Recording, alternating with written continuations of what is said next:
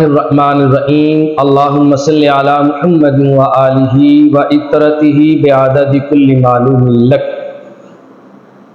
یوم عاشورہ کی فضیلت اور یوم عاشورہ کے روزے کی فضیلت کیا ہے؟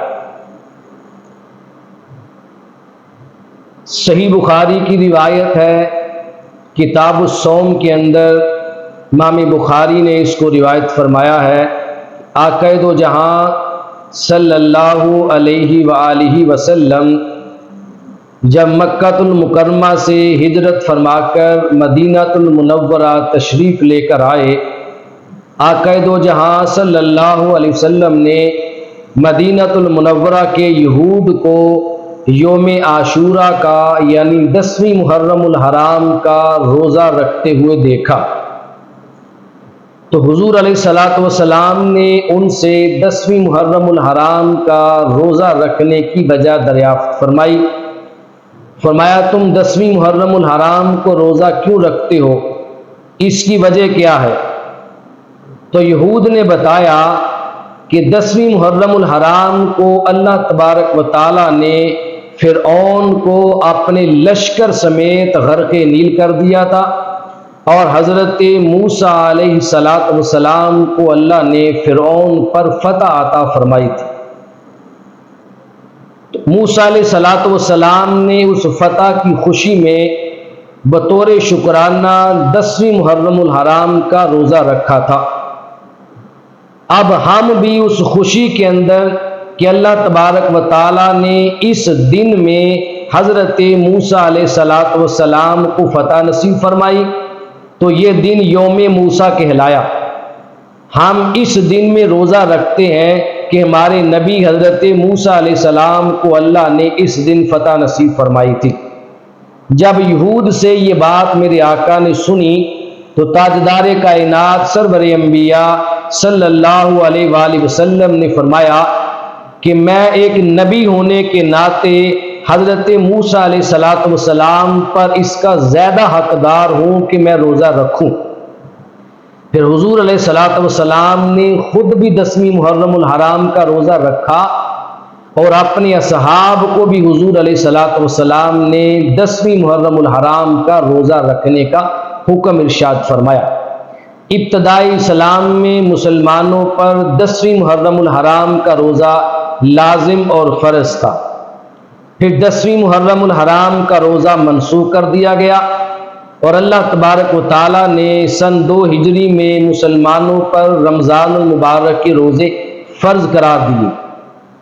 حدیث مبارکہ میں آتا ہے، آقا دو جہاں صلی اللہ علیہ وسلم نے فرمایا کہ نمازوں میں بہترین نماز رات کی نماز ہے، یعنی نماز تہجد۔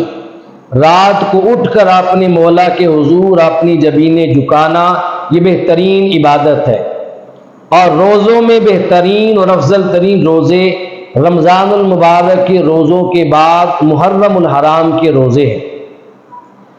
اس ماہ مقدس میں سب سے بہترین روزہ جو ہے وہ یوم عاشورہ کا ہے، یعنی 10ویں محرم الحرام کا روزہ۔ یہ روزہ میرے آقا صلی اللہ علیہ وسلم نے خود بھی رکھا اور اپنی امت کو رکھنے کا حکم بھی ارشاد فرمایا۔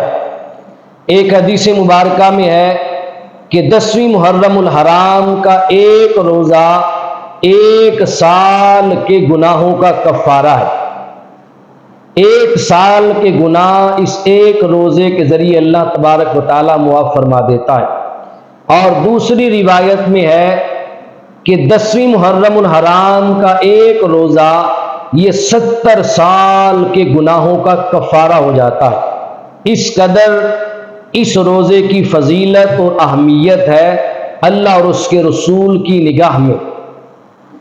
اب 10ویں محرم الحرام کا جو روزہ ہم نے رکھنا ہے، اس روزے کے رکھنے کا طریقہ کار کیا ہوگا، یہ سماعت فرمائیں۔ آقا دو جہاں صلی اللہ علیہ وسلم 10ویں محرم الحرام کے ساتھ اس کے آگے یا پیچھے روزہ رکھنا پسند فرماتے تھے، اور حضور علیہ السلام نے یہ بھی فرمایا کہ تم یہود و نصارہ کی مخالفت کرو۔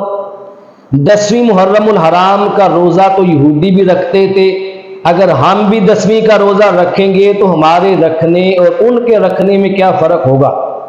اس لیے ہمیں حکم یہ ہے کہ ہم جب 10ویں محرم کا روزہ رکھنا چاہیں تو ہم 10ویں کے ساتھ یا 9ویں محرم کا روزہ رکھ لیں یا 10ویں کے بعد پھر 11ویں کا روزہ رکھ لیں۔ ہم 2 روزے رکھیں، 9ویں اور 10ویں کا روزہ رکھیں یا ہم 10ویں اور 11ویں کا روزہ رکھیں۔ یہ 2 روزے ہم رکھیں۔ آقا دو جہاں صلی اللہ علیہ وسلم نے 10ویں کے ساتھ روزہ ملا کر رکھنے کو پسند فرمایا ہے، اور فقہاء کرام نے لکھا ہے اگر کوئی بندہ صرف 10ویں محرم الحرام کا روزہ رکھتا ہے، 9ویں کا یا 11ویں کا نہیں رکھتا، تو اکیلا 10ویں محرم الحرام کا روزہ رکھنا مکروہ ہے۔ یہ مکروہ تنزیہی ہے۔